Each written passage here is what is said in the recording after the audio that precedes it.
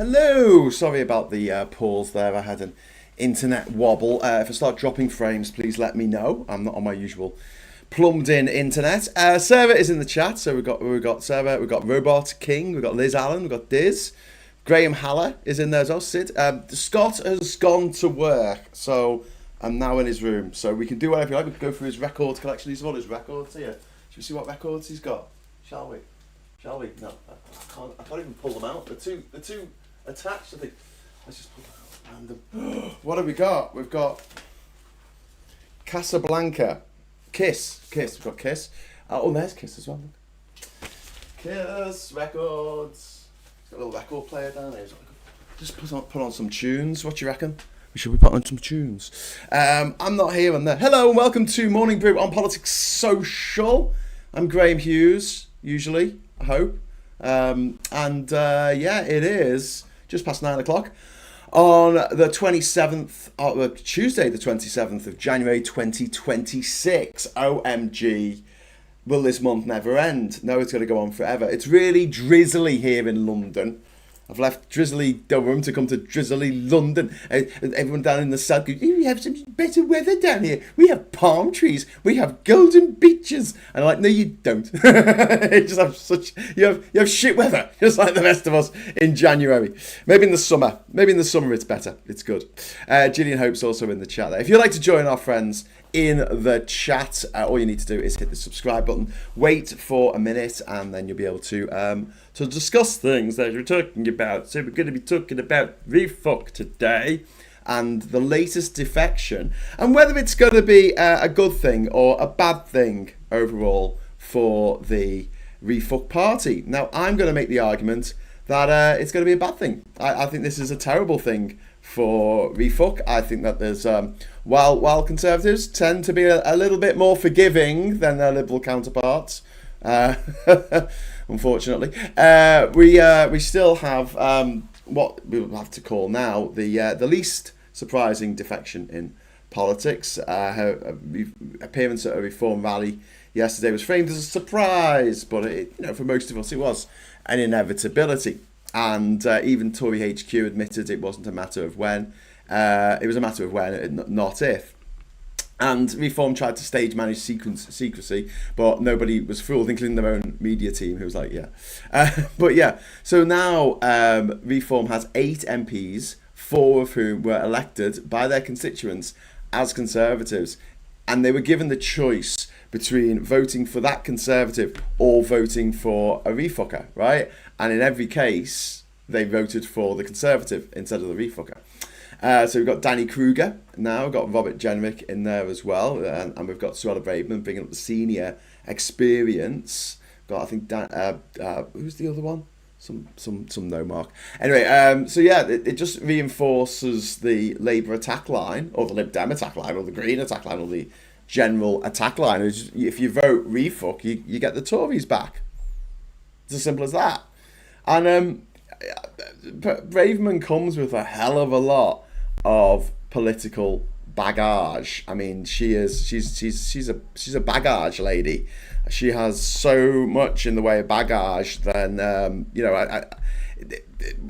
teamed up with Jenrick. I mean, this is baggage off the charts, absolutely off the charts, because she was the Home Secretary when Robert Jenrick was the immigration minister in 2022, 2023, and that's when we saw the number of immigrants coming into the country absolutely peak, just blow through the ceiling, as Radiohead once almost sang. Don't forget Braverman was sacked after just 45 days under Liz Truss. She's been sacked as Home Secretary twice. She was forced out after using a personal email to send sensitive government documents. And the second sacking was when she was removed by Rishi Sunak after publishing an unauthorised newspaper article. She's been sacked twice from the same job. And the article accused police of being softer on right-wing extremists than pro-Palestinian protesters. And it was widely blamed for inflaming tensions during the public disorder that was going on back then. And so yeah, this career has been defined by um, you know, as serving under four prime ministers. You know, it's defined by disruption. You know, she served under four prime ministers, generated controversies under all of them, frequently briefed against her colleagues. Like, she is a nightmare. She doesn't get in line and do what she's told, and adhere to the party discipline in any way, shape, or form. She actively goes against her colleagues, putting out statements and, you know, whispering in the wind that they're bad people and they're not to be trusted, and all this kind of stuff. I mean, she's not a team player. She's incredibly disruptive, and, you know, previously briefed against by reform insiders as unwelcome in the party, not least because she's quite untrustworthy. So this is where I'm thinking, this is great. This is fantastic. What a great place for her to end up and be lauded in this party that, if it doesn't go exactly the way that she wants it to, this could mean basically that she is a grenade that goes off inside the party, blowing everything apart. So yeah, it's funny. I guess it's funny that she's doing this because OMG, but at the same time, it goes to show, it just lends weight to the argument that Refuck is party of old Tories. You know, it's a refugee camp for Tories. Braverman jumped because she knew that she had zero prospects under Badenoch. There's no route back to the cabinet via the Conservatives. Reform are currently polling just over 20%, so not that much, but, you know, they are leading in some national polls. And the hard right culture war platform, that aligns perfectly with her particular politics. And Resloy, £2 super chat. Thank you very much. First super chat of the morning. That is very, very kind of you, my friend. Saying, for the alcohol fund, Graham, we all need it. Oh, thank you. Yes, I think we all do need it. So thank you very much for that super chat. It's very super of you to throw that into the pot. We got four more and we get confetti. But yeah, this is a real risk for Farage. Reform's base loved her. You know, they gave a loud applause and immediate embrace, as the right do. I mean, I'll say this again: the right are more forgiving than the left. I'm sorry. Tell me if the mic's all right, because I'm just moving it a little bit. I hope it's not, my laptop's not too noisy. Any sound problems, any visual problems? I don't have a producer, so I rely on you to let me know so I can fix things as we stream. But yeah, the base loved her, and well, the people in the press conference loved it, or whatever it was, the rally. But Farage needs to expand beyond that the core hard right vote, which is only about 20% of the population, not enough to win an election. It needs to expand beyond cultural obsessives. And Braverman is closely associated with failed governments, and she's a symbol of Tory authoritarianism, and she's a reminder of the chaos that the Tories were. That's not going to turn off a lot of the people on the hard right. Like I say, they are incredibly forgiving. This is the mad thing. This is the one of the big problems that the left have, is that so many people on the left, so many political parties on the left, are so unforgiving. There are people who wouldn't vote for Labour in 2019, even under the previous leader, because of what Labour did when they were in office, in particular the Iraq War, obviously. But they were still getting blamed, even though the people who would be coming into government in 2019, if Labour had won, were all newbies. I mean, pretty much. I don't think any of them had actually served under the Blair administration. Maybe one or two had served under Brown, but not Blair, as far as I know, as far as I'm aware. If it was at the tail end of the Blair ministry, the Blair years. And so you also had Lib Dems who wouldn't vote, previous former Lib Dems who would never forgive them for going in with the Tory party, even though they were now quite clear that they were against the Tory party. And it's as though the left live in a kind of non-linear space where it's everything everywhere all at once. And if you wronged someone, if you hurt someone, if you said something out of turn, back in the past. Doesn't matter if it was a few weeks ago or a few months ago or a few decades ago. It's like, that's it. I can never forgive him. And the right aren't like that. I mean, you'd expect them to be, but they're not.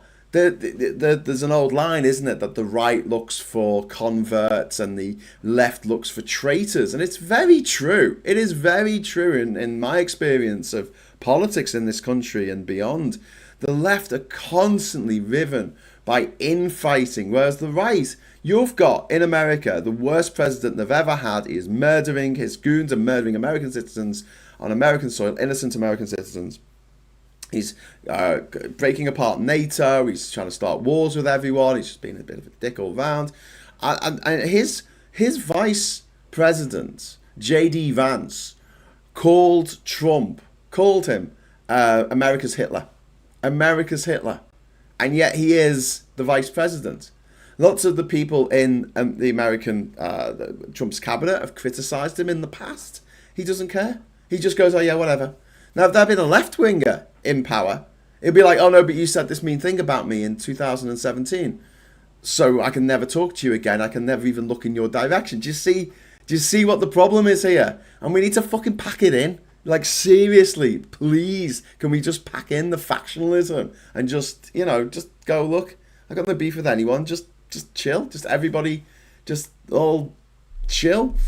And the right are very good at this. However, in this particular case, I don't know, and I could be wrong, but I don't know if this is actually going to help the Refuck Party, because the Refuck Party is trying to sell itself as a break from the past. You see people being interviewed, and like I say, the 20%, the hardliners, yeah, they'll follow Farage into the fiery fucking, they'll follow him into the valley of death. Do you know what I mean? They love him.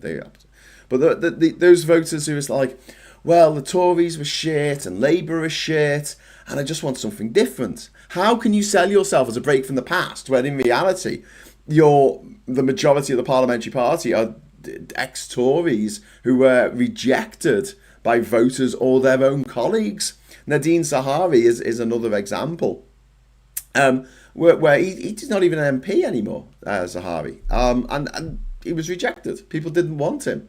And now he's joined the Refuck fuckers. By the way, Suella Braverman, also privately educated. So I think this is taking the percentage of privately educated MPs. The only one they've got who wasn't privately educated, I think, is Lee Anderson, who was Labour. Then he was a Tory. He was a Tory chairman.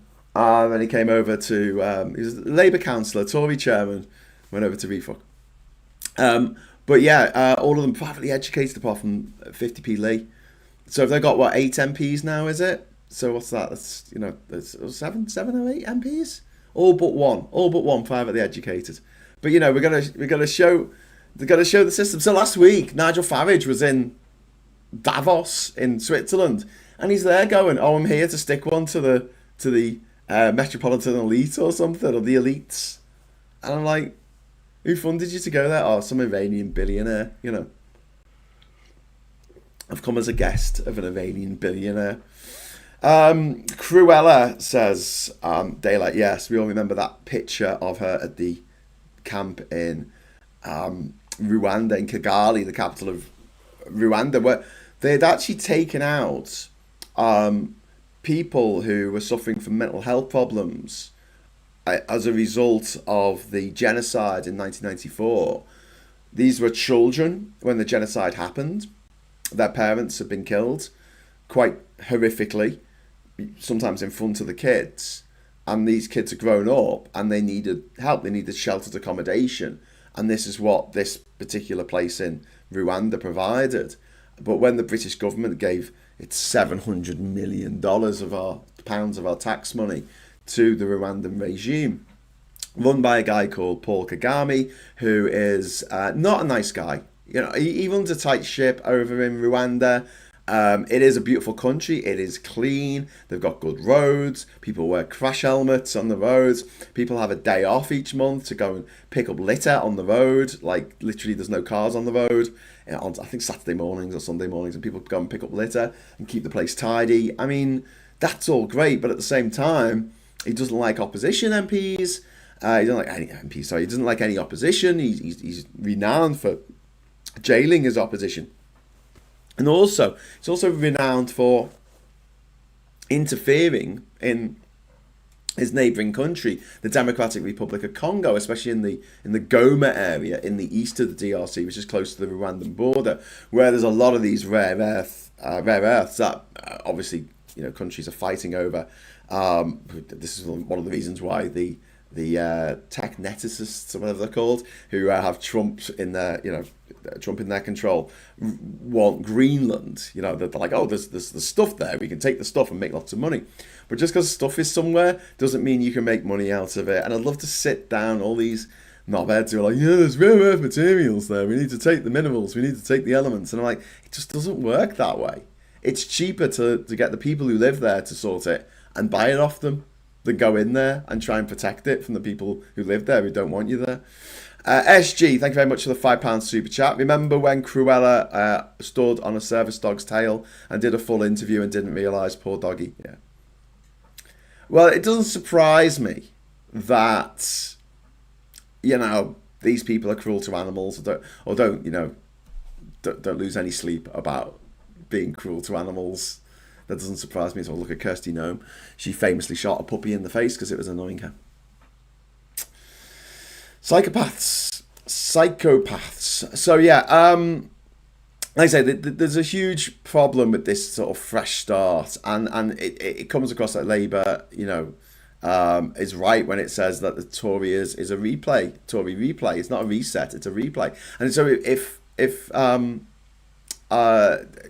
what's his name, the dickhead, Farage, wants to have this clean break, you can't have the woman who was standing in Kigali in this former sheltered accommodation, that she says that she's going to turn into a refugee camp at great expense in a country that creates its own refugees, because the leader, Paul Kagame, is actively sending troops into his neighbouring countries to stir up shit. We might well get refugees from those countries, especially from the DRC, who are like, this is the worst place you could possibly send me. What do you think they're going to do to me? And what they're going to do now, I'll tell you what they're going to do. They're already doing it. They're going to spin this whole thing like, if you elect us, we will pull ourselves out of we'll pull Britain. We'll pull everyone who's not a millionaire, because they'll still have rights, because they're millionaires. They can afford private security. They can afford very expensive lawyers. If they have a problem with the police, they can pay a lawyer to do something about it. If someone says something mean about them on the internet, they can sue that person because they've got the money to do so. The rest of us don't have that luxury. And so, realistically, what the plan is to say, if we leave the European Convention of Human Rights, we can, do what Jenrick and Braverman failed to do within the constraints of the European Convention on Human Rights, which is fucking disgraceful. But it is a lie that will land in, honey in the ears of certain individuals who want to go down that route, who want to, pump it up. This is what the next election is going to be fought on. It's going to be membership of the Human Rights Commission and us being under the Court of Human Rights in Strasbourg, which is constantly referred to by these fannies as a foreign court. It's not a foreign court. It's our court. It's like an American in Texas calling the Supreme Court a foreign court. It's not. It's in another state, yeah, but it's got people who can be from Texas on it, And then we go, including the longest month in history. Remember, for 3 months. Oh, thanks, Sid, for calling in there. What a ghoul, such a deeply vile person, says SG. Remember when Braverman had to apologise for her language towards a Holocaust survivor? Yeah, she is incredibly foul. She's incredibly foul. So Farage has announced an arbitrary 7th of May deadline for further defections to try and increase the drama, to have this dramatic surge to avoid a drip feed of needy, unwanted ex-Tories. But it does signal that reform is looking more and more like a party for political rejects, a party defined by each other, other people's failures, by other parties' failures. But Tory leadership is openly mocking these defectors. But Badenoch's joking about it. She joked Jenrick never takes responsibility and always wants the credit. But Badenoch joked that Jenrick never takes responsibility and always wants the credit. And there's been no visible grief from Badenoch or the Tories in general over losing Braverman. I mean, it does look like Braverman. It does look like the Conservative view is good riddance, and it's really petty as well. I don't know if you've noticed this, but Robert Jenrick has taken to calling Badenoch Badenoch, and he always used to call her Badenoch up to this point, and now he started calling her Badenoch, which is what I call her, but it's not actually how you pronounce her name. And I don't like her, so that's why I say it. But I'm not a politician. I'm just a gob on a stick on the internet. And then we have the core contradiction here. Braverman offers Whitehall experience, willingness to implement extreme migration controls, but she also brings in infighting, media disasters, and electoral toxicity in that people are just like, it's more the Tories. And some people are going to want that. They are going to try and spin it. Like I say, they're going to try and spin it. Like when they were at the Tories, they were hamstrung by this and that, and vote for them again. And this time they'll be unleashed to be able to do whatever they want to do. But we're seen under the... just hang on a sec. Just one moment. I will... just got to go here. Sorry.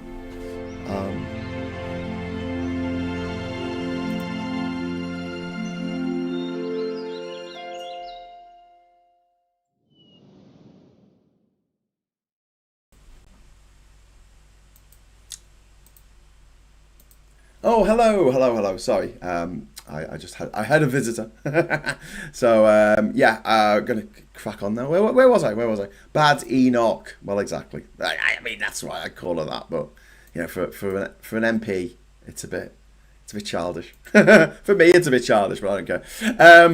They are going to spin this. They are going to spin this that we need to allow these people to do what they wanted to do in government, but they were hamstrung by the European Convention on Human Rights, which is bullshit. And you need to tell people this is bullshit. In the whole time that the court has sat, I mean, it's just like what 70 years now.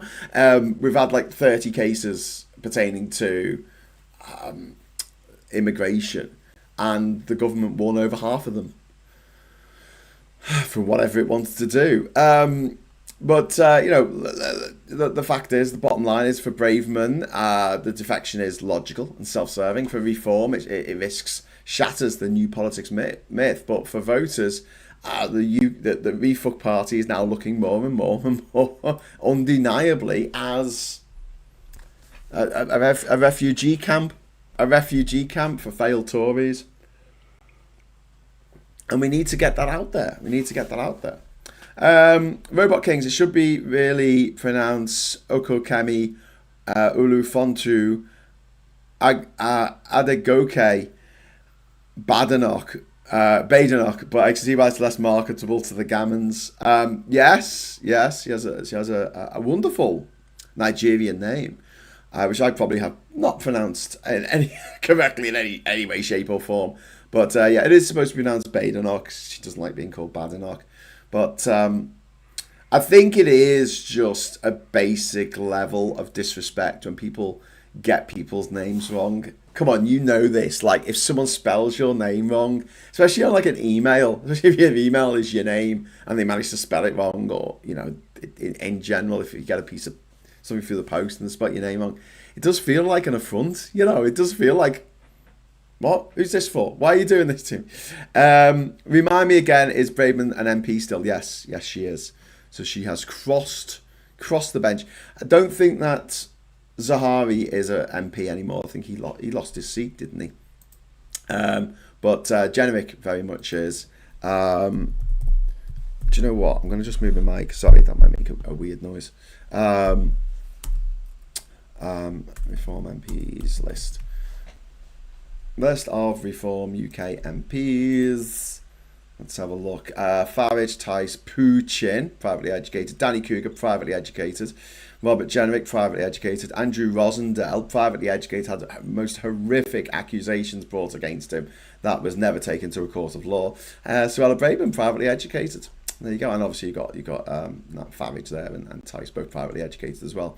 So yeah, there's 1, 2, 3, 4, 5, 6, 7, 8 of them privately educated, and 7 of them. There's 8 MPs, 7 of them privately educated. That's a lot. Tinkernator. Unless Starmer and the NEC U-turn on Burnham standing in the by-election, it's going to be a 2-horse race between the Greens and Refugee. Bookies favour Greens, and indeed Labour have no chance at this point. I mean, I talked about this yesterday. Thank you very much for the super chat, Tinkernator. Yeah, I agree that Labour have got an uphill battle, but their reasoning being that it's going to be an uphill battle to win a by-election. It's 1 MP, it's 1 seat amongst 650. Like, really, it's not that big a deal. They've got 150 majority. Like, Labour can afford to lose a few MPs. I know that sounds really flippant, but the issue is, if Burnham runs and he wins, it means he has to step down as mayor. He can't continue being mayor and also, because he's also police and crime commissioner, he can't continue being mayor and be an MP at the same time. Even though I think Boris Johnson did that, but he wasn't a police and crime commissioner. The roles hadn't been rolled into one. So he would have to step down as the Metro Mayor of Greater Manchester. And if he does that, there is a chance, and it's an outside chance, but there is a chance that Labour, not only it's going to cost them a lot of money, but Labour could lose. And then Labour's lost a big chunk of its power because it'll have lost the Manchester Metropolitan Mayoralty, which it runs alongside with Merseyside as well, under Steve Rotherham. And those two guys, they're friends with each other, they're both Scousers, although obviously Andy's he's a bit more of a bad wall. I don't know if you know this, but people in Liverpool are called Scousers. People from across the water in Birkenhead are called plastic Scousers, and then all the people who live around Liverpool in like Warrington, Runcorn, St Helens, Preston, all that lot. They're all bad walls, or just wolves, woolly backs. But yeah, he was born in Liverpool. He was born in Aintree, Andy Burnham, in North Liverpool. But then he moved at quite a young age, and he went to school in Woolville. But yeah, I'm getting off the point here. Like, losing Greater Manchester would have a serious and catastrophic effect on the Northwest's ability to bring in the Green New Deal, bring in the because obviously Refugee, if they win, they don't want any wind farms. And we don't have that many success stories in Britain, not since the last Labour government were kicked out of office. I mean, you could argue the Olympics were a win, but that was negotiated while that was won in 2005 when Labour was still in power. In fact, Labour arguably at the height of their powers in 2005. They could start a war and still start 2 unpopular and unwinnable wars and still win an election. Well, it's pretty popular. They're not as popular as that anymore. But yeah, after 2010, I mean, I've just been cowering in shame, really, at everything that's been done on a sort of domestic level. But one of our big successes that hardly anyone mentions is wind turbines. Do you know how many wind turbines we had in 2000, I think? 2000, right? How many wind turbines do you reckon we had? 2. Offshore. 2 offshore wind turbines, I believe, in 2000. Now we've got thousands of them producing all this power. We're doing deals with like 10 other European countries to have interconnectors, to share power. Because one of the problems that we have is when it's particularly windy on a day when everyone's on holiday or something, and people aren't using much power, we have a glut, we have too much power. And so these wind turbines are turning, they're producing energy that never gets used. So with interconnectors, we can share that energy with the rest of Europe and space it all out. And also it makes it better if, you know, there's no power, there's no wind, if the sun's not shining, or whatever the situation is. It'll make our grid a lot more stable having those interconnectors there. But yeah, wind power is a huge win, and we've got these wind turbines that are being made in places like Hull that are creating tens of thousands of jobs, and all the refuck fuckers do is moan about it. All they do is moan about it, you know. Okay, breaking news: ECHR's guidance on single space. This is not the European Court of Human Rights. This is the Equalities and Human Rights Commission. God, it's confusing. On single sex spaces being adapted under constructive new chair, who's a massive transphobe. We grew up in Essex. Used to have a lodger who was from Birkenhead. He was a great bloke. Punched my brother for being a git. Ran away, owing us lots of money. But was funny as fuck. What a great Tory. Thanks for that, old boy. No reason to think the EHRC will do anything other than make their guidance more cruel, however constructive the new person reckons they are. Well, the thing is, the rhetoric of hatred is just often butts its head against the cold, hard reality of businesses don't want to build an extra toilet for the 0.5% of the population that is deemed unsuitable for using the normal toilets by bigots. You know, like the business, like, fucking hell, you know, we've got back to the wall as it is. All these pubs that are having to pay these massive bloody taxes and rates, business rates, and then they're saying, oh, you got to build another toilet. What? You got to spend thousands of pounds building an extra toilet in case a couple of trans people come in, and they can use that. I mean, imagine if the Equalities and Human Rights Commission decreed that all these cafes and restaurants and pubs and shops all over the country had to have an extra toilet put in for black people. How would that land? How would that land in the ears of people who think they're doing the right thing? Say what? Say what do you want us to do? Yeah. Well, we decided that black people scare us, so we don't want them using the same toilets as us in case they attack us. Okay, that's really, really prejudice. And what happened to innocent until proven... Oh, no, hang on. Whatever happened to innocent until actually committing a goddamn crime? I mean, that is, for me, like, the segregation of toilets is just the absolute base, isn't it? It's the low point, isn't it? It's the nadir of reality right now. It's 2026, and some people genuinely want segregated toilets to make I was going to say make a comeback. We never had it here. We never had segregated toilets. We never had toilets with horrific signs on them saying coloureds only. We didn't have drinking fountains that only white people were allowed to use. That was something from the Jim Crow era of America, or from the apartheid era of South Africa, and we looked at it in horror. We looked at it and went, bloody hell, glad that's not happening here. And yet here we are. Most toilets have only one toilet used by everyone, says Martin Harrow. Yeah. Most houses have a toilet that's used for everyone in their homes, the unisex toilets. Chris is saying I would scrap the EHRC entirely and replace it with something fit for purpose. Yeah. Headed up by a black trans woman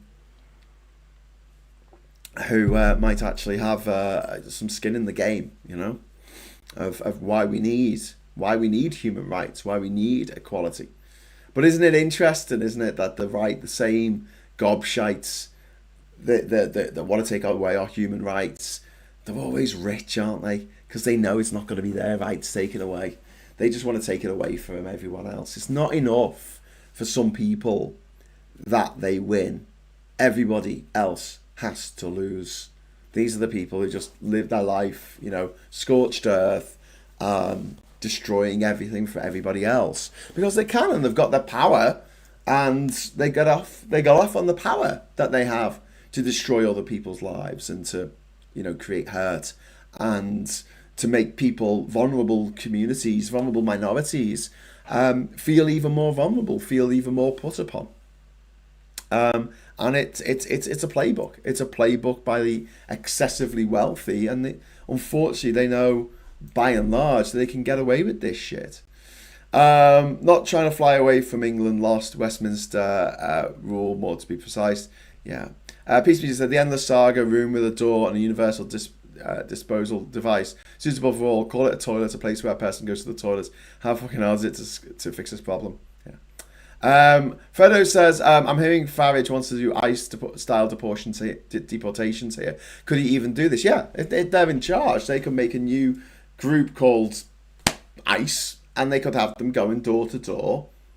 I don't think they could be armed. I think that would be a difference here. But they could go door to door and drag kids away and put them in cages. And if we're not part of the European human rights, if we're not bound by the convention, we've left the court, then left the court's jurisdiction. What's the other countries that have left the court's jurisdiction? Russia and Belarus. Yeah, great company to keep, and that's who Farage wants to sing with. So who he wants to sing with.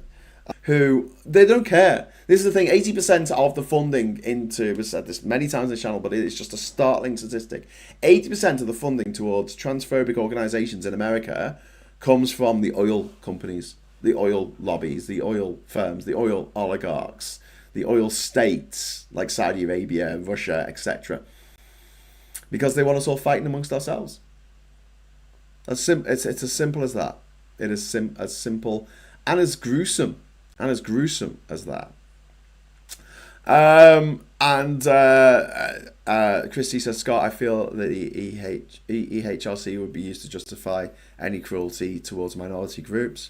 I mean, yeah, it's mad that they set up an Equalities and Human Rights Commission and then they use it to take people's human rights away. Viper Scott, thank you very much, Alistair. It was very kind of you this morning. Viper Scott dropping £2 into the Super Chat Fund for Dizz's Confetti Fix. Should we have a look at the papers? Should we go over to the papers? Let's go to the papers and see what we can see. First of all, we've got the Mirror there on the left, which has got Reform's latest con. And then we've got Team First, Beckham's United Front at Parashow. I mean, thank God. I'm sorry, the things are going to animate now. Sorry, I didn't mean that to happen. I left the animations on. Oh, my name's come up. That's nice. In case you forget my name. The Beckhams. I mean, I'm so glad, in this time of crisis, in this time of upheaval, in this time when we're all feeling like under the pressure of all the shit that's going on. I love that we can come together as a community, as a group, as a loving commune, and talk about the Beckhams.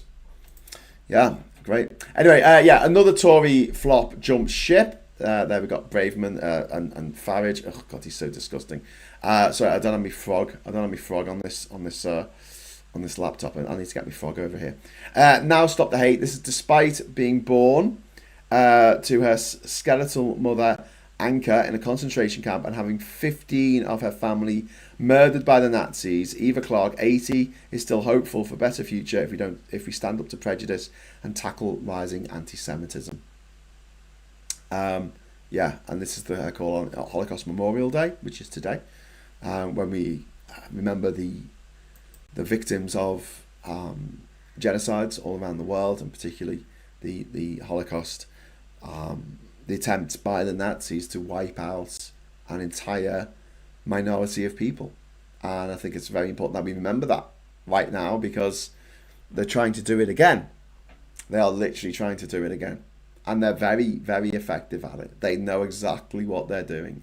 It's why you'll get some good faith actors who are concerned about what crimes are being committed by the Israeli state, by the criminal Prime Minister Netanyahu, who's only staying in power just to avoid prosecution for corruption. The corrupt, wanted war criminal. Netanyahu wants to stay in power. And the crimes that have been committed by the IDF can never be justified. Absolutely not. But what some bad faith actors, so good faith actors are concerned about that, and they'll go out and they'll campaign and they'll raise awareness. But there's some bad faith actors out there who are anti-Semites and want to do to Jewish people what Hitler did.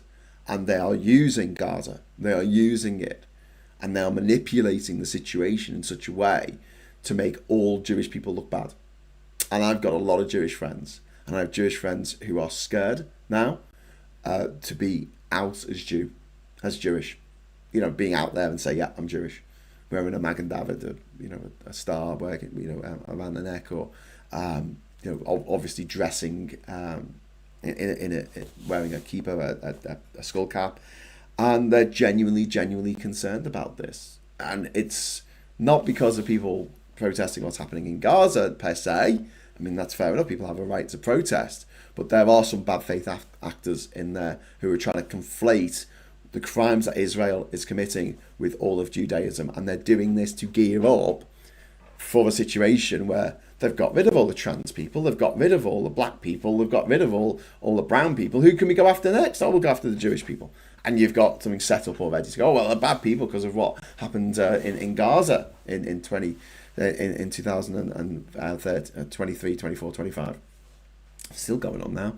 Saz, thanks very much for the super chat. That's very kind of you. £5. £2 super chat, which also means we get the confetti. Confetti! Woo! Beautiful confetti. Thank you very much, Saz, for that. You are very awesome. I'll set another goal while I'm here. Start another goal. Go on, nice and easy. I should really do this before I get started, so I'm not clicking on things when. I've lost sound. Backing them in. Oh no, Nick and Diff. I hope you get it back. But yeah, and you. With any employee for any situation anywhere around the world that's going on, to just have a think about how this can be manipulated by the rich, by the billionaires, by the oil companies for their own nefarious ends, and just have a think about it. Because it's really grim. But they're thinking about it. They are having meetings around the table and deciding that there is a good way to screw people over. That this is not all random. It seems random. Trump each day he wakes up and he throws some random shit at the wall. I've not heard much from Trump over the weekend. Maybe the big beautiful days happened. We wouldn't find out for a while, would we? Fascism always ends up eating its tail, Graham. Yeah. And Mr. Tisk says these islands are not just about the English and the Scottish. I never said they were, Mr. Tisk. I feel like I'm being attacked for not being Welsh enough. I'm quite Welsh, Half my family's Welsh. I'm from Liverpool, next door. But yeah, my nephew speaks fluent Welsh. I'll get him on here. I'll say Badenoch and all the other stuff. That's all I know. I know how to say Llandudno correctly. But no, I mean, this set of islands, not just one island, the set of islands, the British Isles, is formed of a multitude of peoples, none of whom deserve to be to have their dignity cast aside because of where they were born, who they were born to. This idea that certain people are wrong uns because of the circumstances of their birth is just wrong. And I love a bit of healthy rivalry. I like to rib people from Manchester because I'm from Liverpool, and it's just what we do. And as long as it's all good-natured, it's fine. It's when people start getting violent and oppressive about it. And I'm glad that the Welsh Assembly, or now the Senate, is getting more and more powers. And and it does look like Plaid Cymru is going to storm these elections in May. George only, thank you very much for the £5 super chat. Will someone please explain why Brexiteers believe the EU is a dictatorship? Partly because it's patently untrue, and yet they still believe it. Thanks very much to George. That Parliament that we elect people to. Well, it's complex. It's slightly more complex than the voting system we have for our Parliament, which is just first past the post. It's easy to know what's happening there. And also, we have it's easy to know what's happening there. Sorry, and also we have a system in our country which is like that people can have an MP, and that MP covers their particular constituency. It's really simple, and what has pushed a lot of the sort of drift towards fascism, drift towards the right in recent years, is this flight from complexity. As life becomes more and more complex, and people are talking about cryptocurrencies and AI, and everyone has a smartphone, but no one knows how to make one, no one knows how it works, it just does. It scares people. It really, really scares people. And and so when you've got something like the EU, which uses the hunt system of elections, it has an area that has a number of MEPs that cover that area rather than just one constituency per MEP. And the fact that it's over in Brussels and occasionally in Strasbourg for some reason, it's a bit more complex. And people just, they like a simple answer. They like to think, oh, the Germans just won it. There's a guy in a broom cupboard in Brussels, and they won it. There's a woman who, she's from Hungary, and she runs it. And it's not the case at all. It is a democratic institution, but it's complicated. And most people don't know. Most people don't know much about politics in general. They know what they read in the newspapers, and it's not going to go into the intricacies of the democratic setup that is the EU, which is a lot more democratic because it has to be signed off by everyone. And there's a really good example of this is when the EU was doing its trade deal with Canada a few years ago, and it was the farmers of Walloon in Belgium who held it up. They said, no, we don't want this, right? And they changed the trading agreement to placate these farmers from a region of one of the smallest countries in Europe. They did that. In this country now, we have these trade deals which are being made by morons who know nothing about trade, never run a business, never run logistics, never run, they're being advised by people who might have vested interests. And that's why we ended up with these trade deals like the one that we've got with Australia, which is shit, which I keep going on about, because they have tariff-free 20,000 tons of beef every year, and we can't sell them any beef at all. And they go, well, it's not asymmetrical and stuff. I'm like, well, okay, yeah, we will sell them different commodities in return and get that exempted. But that's got to stick in the craw of the beef farmers here in the UK. And also the cost of bringing this stuff over from the other side of the world. I mean, come on. But yeah, that's decided behind closed doors. We don't get any say in that discussion. We don't get any democratic right. I mean, we can protest against it, I suppose, in Parliament, but we can't really hold it up because we've got no elected representatives necessarily who are in the room when that happens. Whereas in the EU there is, and then on top of that, no, the EU cannot make a national government do anything that it doesn't want to do, because the national government has to incorporate any EU law into its own law, and it can choose not to. Occasionally it has. And the EU goes, oh, you shouldn't do that. And you go, okay, well, I'll think about it. I'll go home and think about what I've done.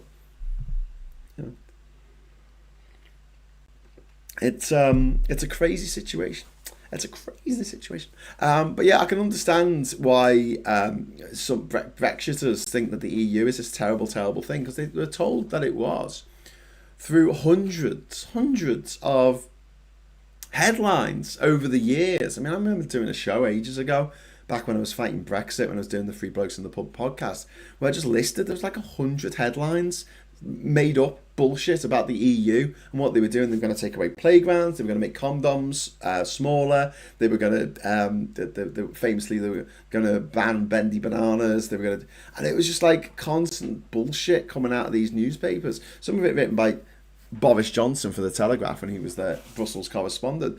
He just makes stuff up. It's, what the boffins in Brussels are doing now. And so you've got people who have lived all their life being fed misinformation, drip fed this hatred towards the European Union to make them think that the European Union is the worst thing that's ever happened. And when you say, well, how come our country's not improved since we left? They'll say it's either not been done properly or the EU is punishing us. Punish us. No, it's not. We asked to leave. We asked to go and stand in those long queues at the airport because we didn't want to go for the fast queue anymore. We didn't want to live anywhere in Europe. We didn't want to be able to marry anyone from anywhere in Europe. We wanted that just to be the preserve of the rich. That's what the rich fuckers get. The rich, they can have that. They can live and work and start a business and build a house and, retire in 32 of the most beautiful, richest, most peaceful countries on the planet. Yeah? They can do that. You can't. Taking it away from you. They've taken it away from you. Di Stanton, I bet you can't. Thank you very much for the super chat. I bet you can't pronounce Clan Fair Go Go Goch. There you go. I missed out the middle bit. Makes it a bit easier. But no. Clan Fair Pool Gwen Gun Go Chi Droch. Do you know what? I can't because I'm pronouncing those letters as if they are English pronunciations, and I know that they're not. So there's a lot of traps in that very long name of a place in Wales.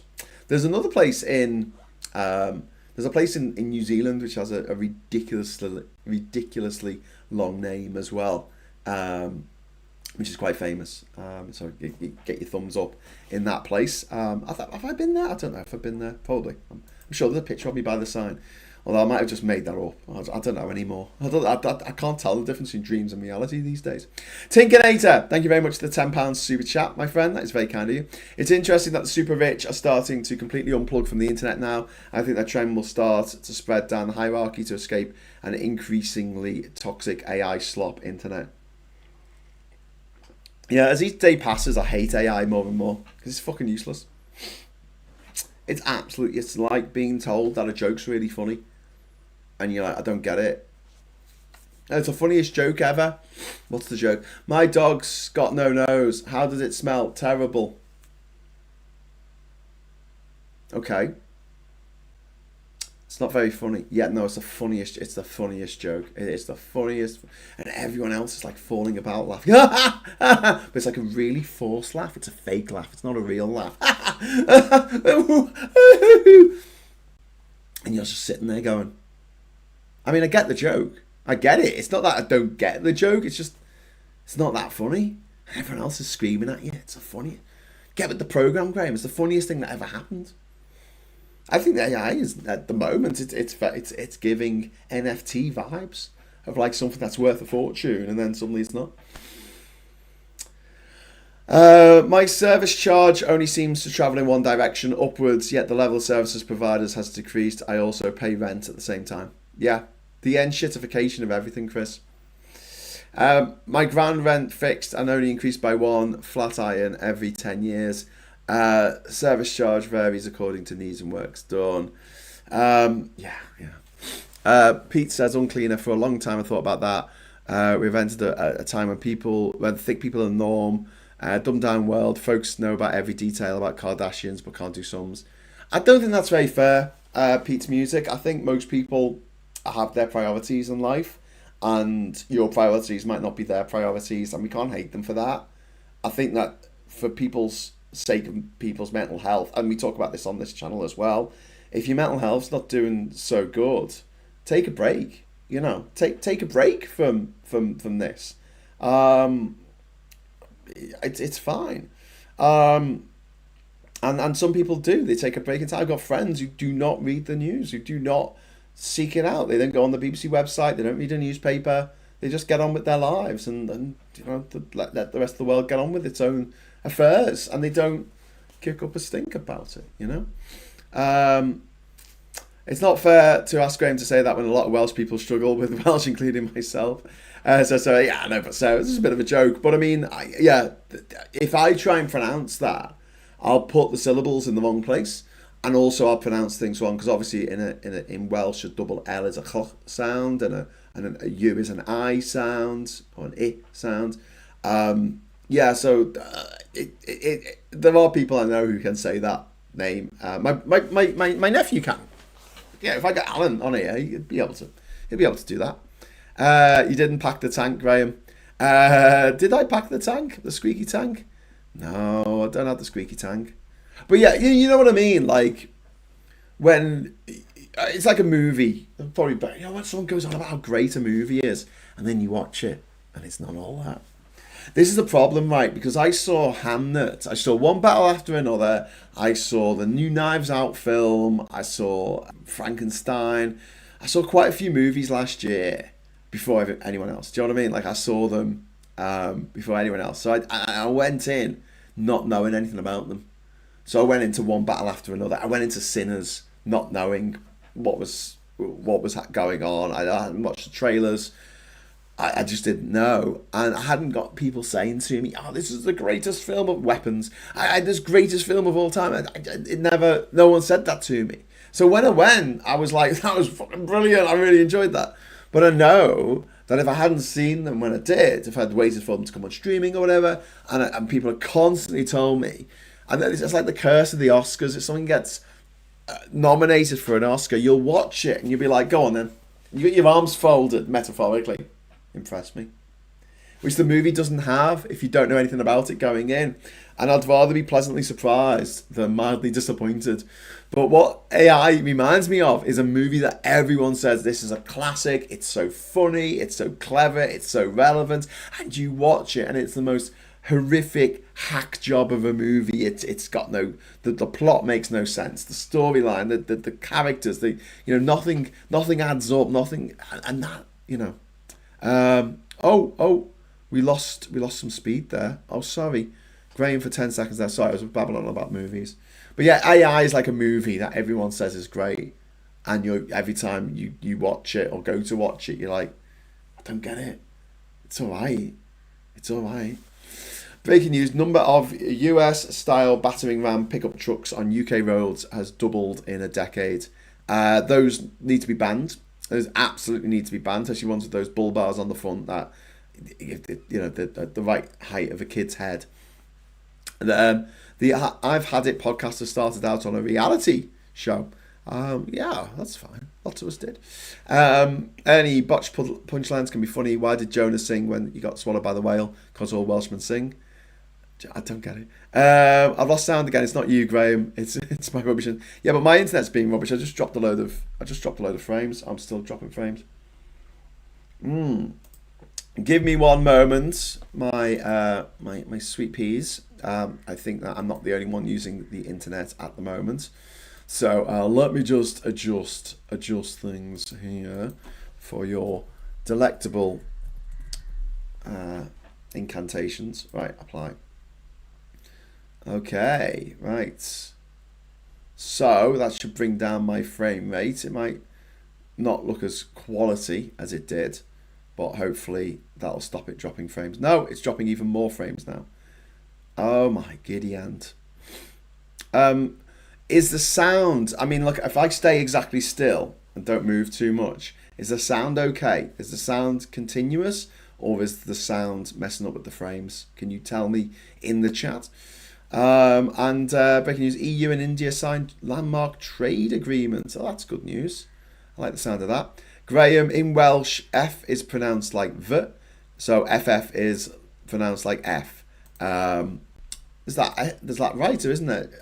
Jasper Ford, whose name begins with a double F, who writes the Tuesday Next series. Thanks very much to Ms. Paul Thomas for that. CH is pronounced like k. Go goch. Yeah, go. No, that would be wrong. So the Koch brothers are pronounced cock. Thank you very much. And questionable insanity. Have you been discussing the government's moves to ban VPN or at least make you submit ID to be anonymous? The tools of fascism are being collected. This is an issue, questionable insanity. But before we get into that, I just want to say thank you very much for the super chat. It's very kind of you, and also it means that we can trigger confetti of the morning bang on 10 o'clock. That's cool. That is very, very cool. Has the dropped frames settled down now? Yeah, I think they have. I don't think we've dropped any frames for a little while. So anyway, get rid of the confetti. Thanks very much to questionable insanity there. That is very kind of you. Let's start another goal. I love doing this because this is what I should do all along. Instead of having 10 super chats. Just keep doing fives because then we can get loads of confetti. Sound is fine, thanks, Liebchen. For God's sake, every time I ask something, I get in a super chat sandwich. Says Gulliver. Sorry, what were you asking? You see, I've read that bit, but anything positive going on? I need cheering up. Yeah, wind farms. Wind farms are amazing. And also the Labour are actually investing in the country. There is a lot of things happening. Renters' rights reform is incredibly important. I know that the junior doctors, or the resident doctors as they're now known, went on strike over Christmas, but the pay settlement is getting close to restorative to what they would have got if it was 2005. Trump's nonsense is dragging us kicking and screaming back into the arms of the EU because Trump is an unreliable character, and we just can't trust the US because we don't know what's coming next. We never know what's coming next in the with the US, but at least with the EU, if you do have a rogue country like Hungary with a gobshite of a leader, they're not in charge of the whole of the EU. They're just one cog in the machine. Had to reload to get the sound back. The ads are very annoying. I'm sorry, Colin. I don't know why there's any ads. There just shouldn't be any ads on this. It might be because I'm running it off my laptop, maybe. But you should get an ad at the beginning of the show. I guess if you go off and then come back on, you'll get an ad before it starts. But we gotta pay. Graham, that sound was fine. Didn't stop. Only that 10 seconds buffering. Okay, so the sound didn't stop. You could still hear me rabbiting on, which is good. Reload the stream, had to wait through 4 ads. 4 ads. Oh my god. Okay, I'm just gonna have to. I might just turn it off. The thing is, they try and bundle it in so that if you have monetization on the video, then you can have super chats, and if you turn it off, you can't have super chats, something like that. I don't know if that's actually true. I need to check that out. But there's another. The Gmail at the moment. So Gmail used to sort your messages into like updates and promotions in general, and it now refuses to do that unless it can spy on all your messages and all of your videos and all of your text conversations. So I've said no, and it takes away that functionality. It takes away all the functionality. I wonder how premium works for creators because we don't see ads, but creators still get paid. We get a tiny amount for every person who watches. So it's usually about a couple of quid for every 1,000 people who watch a video. So if 1,000 people who are subscribed to YouTube watch a particular video, I guess I get 2 quid off them for watching it, whereas everyone else has to watch adverts for the same amount, I guess. I don't know. Tickinator, £10 super chat. That's very kind of you. Thank you. This AI bubble will burst sooner or later. Massive resource, data, and technological limitations making it impossible to make the ROI promised. A multi-trillion Ponzi screams monorail to me. Yes, Tinkinator, perfect analogy. Monorail from The Simpsons, the monorail episode. North Haverbrook. Yeah, the advanced stuff tied in with Gemini. I wonder how premium works. I've read that one.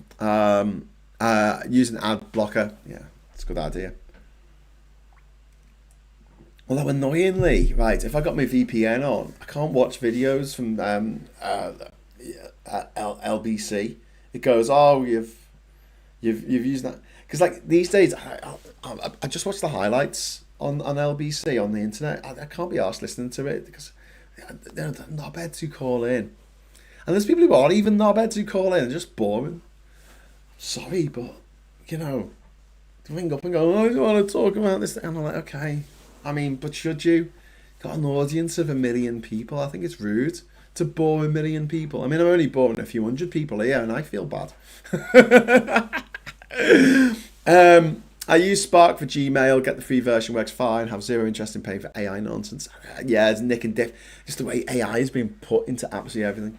But yeah, Gallifrey was asking for some news that is hopeful. Well, I mean, look across at America at the moment. I mean, they've definitely overshot their mandate in with ICE. ICE is They've got rid of that Nazi fella. He's left. Apparently he's on indefinite leave now. I think they've got him. First of all, they said he was working in a different state, but I think they've just got rid of him. And yeah, they are the ICE. The levels of unhappiness amongst the ranks in ICE. You know, they're all feeling a little bit disheartened because everyone hates them. Everyone absolutely hates them. Everywhere they go, they're being filmed. And yeah, these are people who have never known love. I guess that's why they joined ICE. And yeah, it's really grim. I mean, just think about you, right? I know most of us are British, but could you imagine like someone telling you at a dinner party, oh yeah, what do you do for a living? Oh, I work for ICE. You stand up and walk away. I would. I'd just walk out the house. I'd just be like, you work for what? ICE. The Gestapo. You literally work for the Gestapo, shooting innocent people in the face in broad daylight. That's your job. That's your job, to shoot innocent people in the face in broad daylight and think you're going to get away with it. Yeah. Okay. Yeah, I'm going to leave now. So I think ICE might be on the decline. I don't know. I think this has done damage to Trump, especially because he's gone up against the Second Amendment people, which you never do. They pay for all the politicians in America. So I don't know. Jonathan Ross should be on trial, says Ruth. Yeah, but he will be.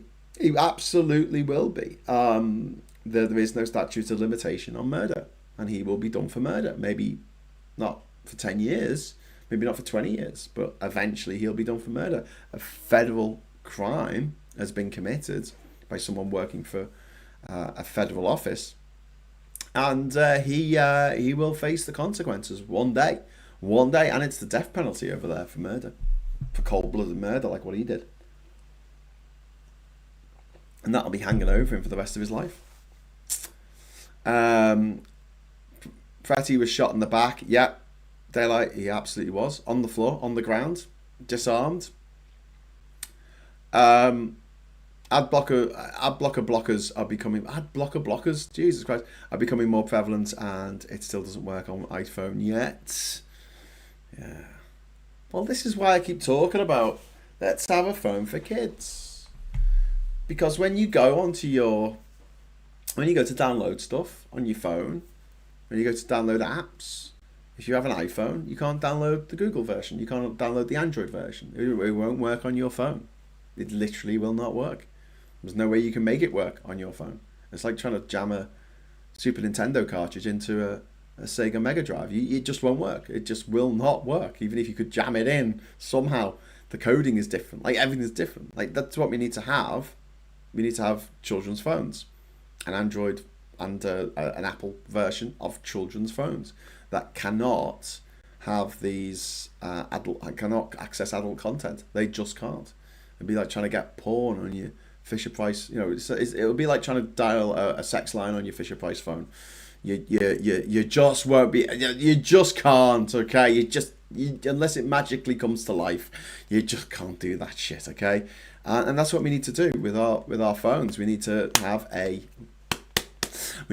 a hardware solution to this rather than a software solution, because a software solution can always be got around. We know this. It often is got around, and kids are savvy. And don't forget though, when we are doing this when we're doing all this protect the children nonsense at the same time. So for instance, my stepdaughters, they can't do their homework unless they've got a phone. Their homework's on their phone because all the kids have got a phone. And leaving a kid out, if all of their mates are in a WhatsApp group and not letting your kid have WhatsApp, means they're excluded from activities that the other kids are doing. Ironically, because one of the big problems that we have right now is everyone's feeling very atomized, but without this technology. So we should have children's phones. And do you know what? It'll be good for the technology people as well, because they can sell more bloody phones. They'll sell extra phones. But the ones that can only show and play a particular format which only exists on these phones, and to me that seems like the obvious solution to the issue that we've got now, because any kind of software-based solution to this is going to be gotten around. It absolutely is. And we're seeing this in Australia.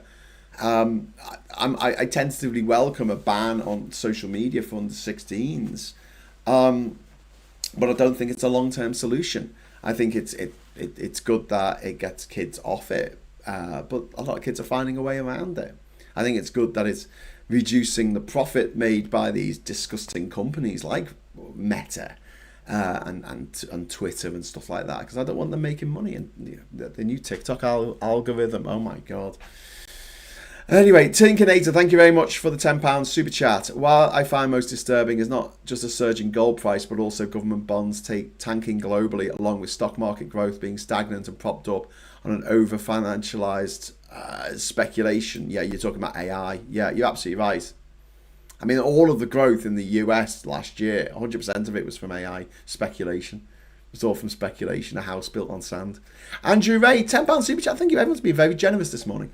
The key method of keeping the plebs in line is to have 6 papers headlines on billboards in every shop in the UK that subliminally brainwash public waiting at the till without even buying them. Daily Mailed. Yeah, Andrew, you're absolutely right. You're absolutely right. The coding in games is the same for every platform. It's when you stick it through a compiler for a specific system that makes it unique. Yes. But I mean, the coding for games is the same for every. I don't know. I don't know, Martin, because it's like, you know, certain games that you can get on the PlayStation and you can't get them on the Xbox, or you can't get them on the PC, and vice versa. I mean, I guess they're the same code, but like, it just won't work. It just will not work. If you put a disc out of a fucking, I don't know, Nintendo Wii and put it in a PlayStation, it's just going to go, what the bloody hell is this? And the tech to get around software issues is easy to get hold of, whereas the tech to get around hardware limitations is a lot more difficult. The tech pros are no longer interested in selling us phones, Graham. They want our data, yeah. Nintendo Switch parental controls work really well, are really well implemented, says Not Magenta. Yeah, I mean, it's possible to do. It's one of the reasons why when the girls playing on a Nintendo Switch, you know, I'm a lot happier with them playing on that than on a tablet, because on a tablet can go anywhere, do anything. The Daily Mirror is read by those who think they run the country. The Guardian is run by those who think they ought to run the country. The Times is run by those who actually run the country. That's from Tinkinator. Well, it's not from Tinkinator. It's from Yes Minister, isn't it? Nowadays, the code's pretty much the same, but back in Mega Drive and SNES days, there was specific code per console as a transition layer for their controllers, etc. Says Unclean Louise. Yeah. But the point is that if you download an app to your phone, and you've got an Android, and you download the Apple app, it won't work. the iPhone app will not work. This is made for an iPhone, programmed for an iPhone. It's a compiler that makes it platform specific. Yeah. And I also think, like, unless you can jailbreak your iPhone, they're very, very strict on what apps they allow you to download onto them. It's one of the reasons why PCs were always an easier target for anyone making a virus. But there was a lie back in the day, like 20 years ago, when Apple people would go, oh, well, you know, you can't get viruses on Apple stuff. I'm like, yes, you can. Of course you fucking can.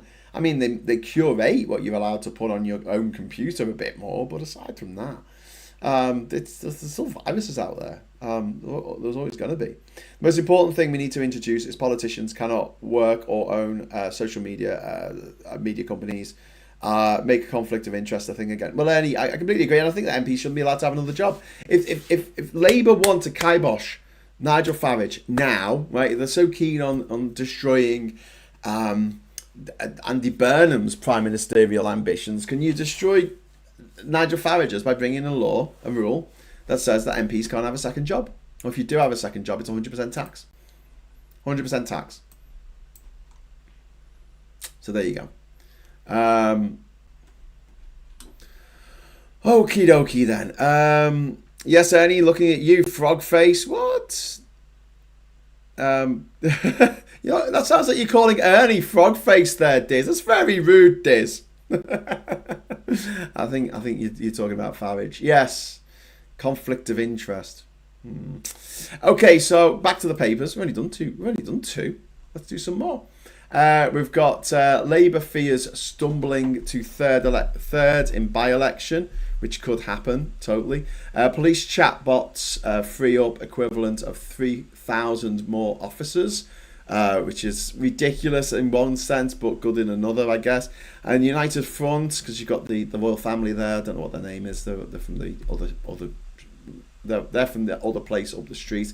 We've got the Daily Mail on the other hand. I don't know why it's kind of cropped like that. I'm not cropping it like that. It's just weirdly cropped on the paper here on the page. From prescription drugs to cheap supplements, what the world's top longevity experts are taking to defeat old age. You can't defeat old age. Just embrace it. Just embrace it disgracefully. Burnham rebellion growing, and then you got Anna Taylor-Joy there, who's great. I mean, privately educated, of course, because she gets to be in movies. 50 Labour MPs signed letter to PM protesting against decision to block Manchester Mayor, but Labour have got they've got a majority of 150. So, Tinkanator, thanks very much for the £10 super chat. That's very kind of you, my friend. Honestly, over 40 years later, Westminster continues to be painfully relevant. Media ownership, backlash over mandatory ID, our place in Europe, being supine to the USA and impotent on the world stage, etc. I know. It's so well written. It's one of those things that it's one of the reasons why I get annoyed when people see theatre as this and I love theatre, but they see it as that's proper acting, that's proper writing, that's proper, but that's art, that is heritage, that's culture. Whereas TV shows and movies are seen as low culture, they're seen as pop culture. But the reality is there are so many great films, so many great TV shows that will and have that have already stood the test of time, that are works of art in their own right. And let's face it, if Yes Minister was a stage play, which it could easily be, I'm sure they did a Yes Minister stage play, didn't they? Or Yes Prime Minister. It wouldn't reach as many people. It's something that went into everyone's home and people went, yeah.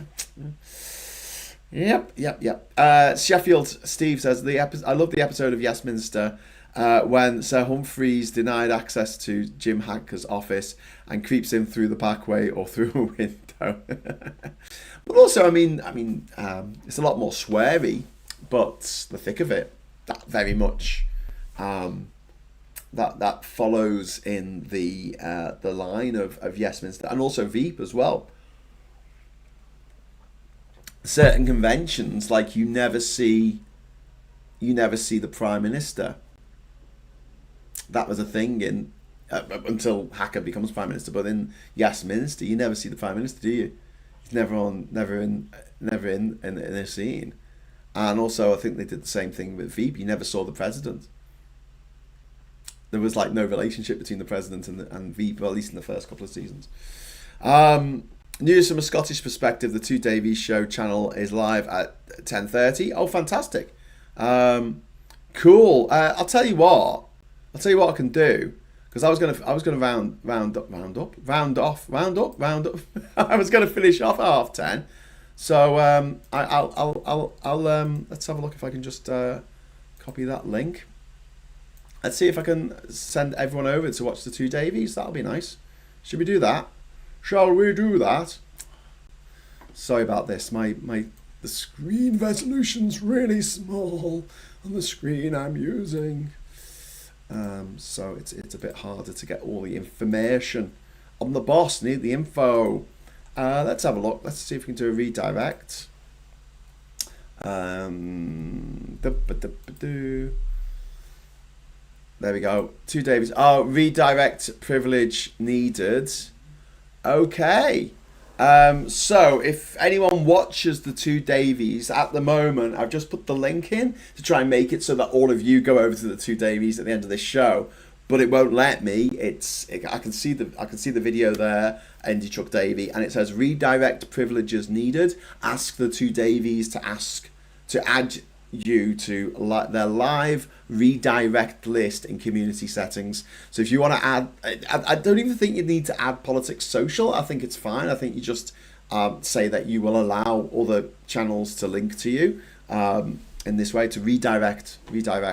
But I can't actually do that now, which is sad. So sorry about that. I apologize I apologise on behalf of the human race. To Davies, YouTube profit goes to charities. Oh, that's really cool. That's really cool, Billy. Wish I could do that.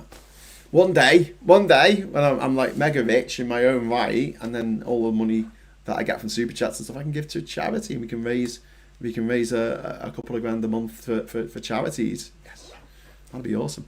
We'll ask Graham.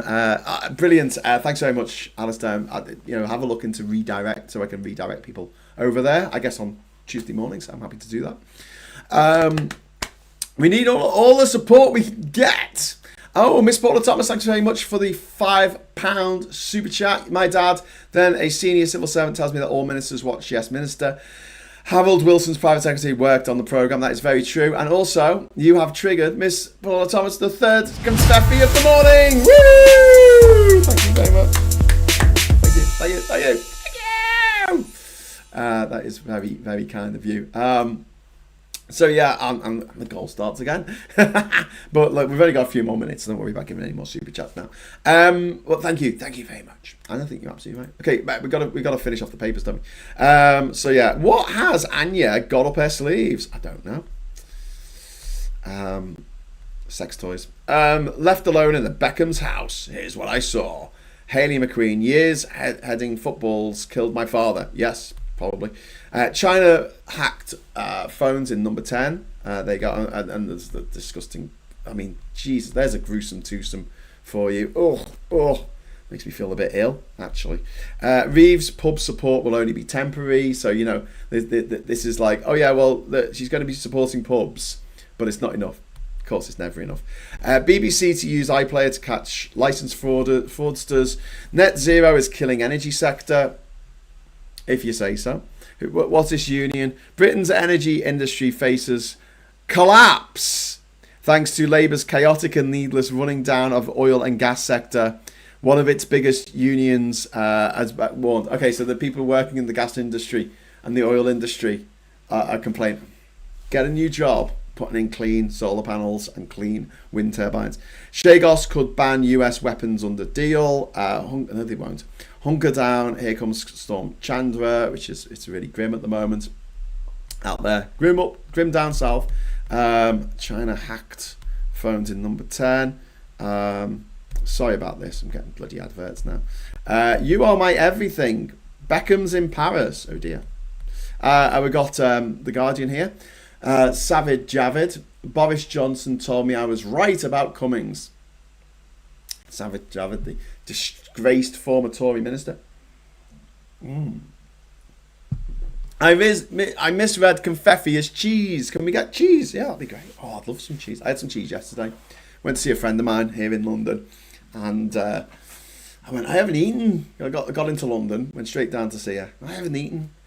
And I'm like, should I go to the shop and get some? And she'd get a bag of crisps or something. And she's like, she looks at me. And I haven't seen her for like a year or something. And she's like, no, Graham, I have cheese. And I was like, oh, thank you. And so I sat there eating Gouda and cheddar all afternoon. I think I got through an entire pack of Jacob's Green crackers. It's fucking great. God, I love cheese. Anyway, back to the news. Oh, the segues. Tories face backlash after mental health jibe over Braverman's exit. The Conservatives are facing a backlash for claiming that Suella Braverman had defected to Reform following UK following mental health issues, as the former Home Secretary finally joined Farage's party after months of denials. So, not showing themselves in glory by any stretch of the imagination. There's the King and Queen, I think, and there's the Prince. There's Prince William there behind them, I think. We were putting on a united front against Prince Harry, who's been very naughty. And then we've got Burnham has not given up, says allies. And then we've got Trump faces reckoning over killing in Minnesota. Which I think that he does. The Tories weaponised mental health claim on defector Braverman as exodus grows. Conservatives forced to withdraw, suggesting that ex-Home Secretary was struggling with her mental health, which is a disgusting thing to say at the best of times. I mean, that just shows you how disgusting the Tories are, but also how disgusting the refuckers are as well. And Has anyone noticed that the young Beckham has got a new girlfriend who looks exactly like Victoria Beckham, exactly like his mum? Oedipus complex. Anyway, but Lily there, Lily Allen, I think, privately educated, of course. She's there. She's turning heartbreak into triumph, which is what we hope to do when we defeat the fash. We'll turn heartbreak into fashion, into triumph. Headers will turn heartbreak into fashion. That might be good. We'll create some awesome things. Headers likely led to McQueen's brain injury. Love of football killed our dad. Families plea for change after inquest into Scott's hero's death. So it's likely that heading of football has contributed to the brain injury, which killed this football Gordon McQueen, Scottish footballer, beloved Scottish footballer. And then we'll end up with the FT here. We've got keeping step, Europe to bind India trade ties there. We've got dollar slumps to 4-month low, and yen rises as gold breaks $5,100 barrier. We've got Braverman deals fresh blow to Tories by joining wave of refuck defections. We've got this Iranian tycoon defies West with vast property empire. This is Ali Ansari, was called a corrupt banker and businessman when Britain placed him under sanctions for funding Iran's Revolutionary Guards.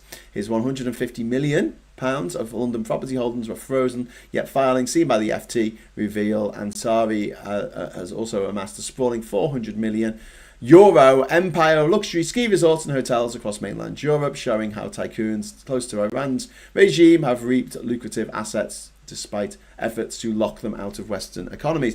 Was that the guy who paid for? Was that the Iranian billionaire who paid for Farage to go to the thing, to go to Davos? Oh, Alistair's leaving. See you later, Alistair. Take care, my friend. Have a great day. See you later, I hope. Pub sector to get 100 million rescue in the wake of rates row. Labour by-election push. Hargreaves Lansdowne cut. Trump Minnesota move. NATO chief warns Europe. Italy parcel tax backfires. Nvidia readies 20 billion move. So there you go. Chipmaker has agreed to a fresh injection into cloud computing provider. Blah blah blah blah blah blah blah blah blah blah blah blah. Who cares? We're all living in a bubble. I guess maybe those of us who are in lots and lots of debt are going to be insulated when the bubble bursts, better than people who've got lots of investments in AI, which, yeah, it's looking a bit grim. Okay, so we're going to head off now, and I will. I'd love to hand you over to the two Davies, but we've already had the link added to the chat. But what I can do, I can add the link to the chat there, and then I can pin this as a message on the top of the chat there. So if you're watching on the chat, if you go on that, you'll be able to go over to the two Davies, say that, Graham, Politics Social sent over from Graham. But I just want to say thank you so much for watching. Thanks for sticking with this channel through thick and thin. And I will see you this evening. I'll probably be doing an episode of Geoscope. And so until then, it won't be in real life, unfortunately, because it means going up to Yorkshire to hang out with Ollie. But yeah, looking forward as well. By the way, tomorrow I will be meeting up with Rachel, and we're going to be playing Room 101 again. But we're going to be playing it with Mike Dix. So Mike Dix is going to be joining us, not in real life. We're going to be on one screen, like me and Rachel together, and then on the other screen, the picture in picture is going to be Mike Dix. So we're going to find out what Mike would like to put into Room 101. So please join us for that. It should be a bloody good laugh tomorrow at 6 o'clock. And until I see you again, hopefully this evening, but if not, definitely tomorrow morning at 9 o'clock for the next morning brew. Thank you so much for watching. Thanks for the super chats. You're all gorgeous and lovely. I love you all. And until next time, say hello, good evening, welcome, and goodbye.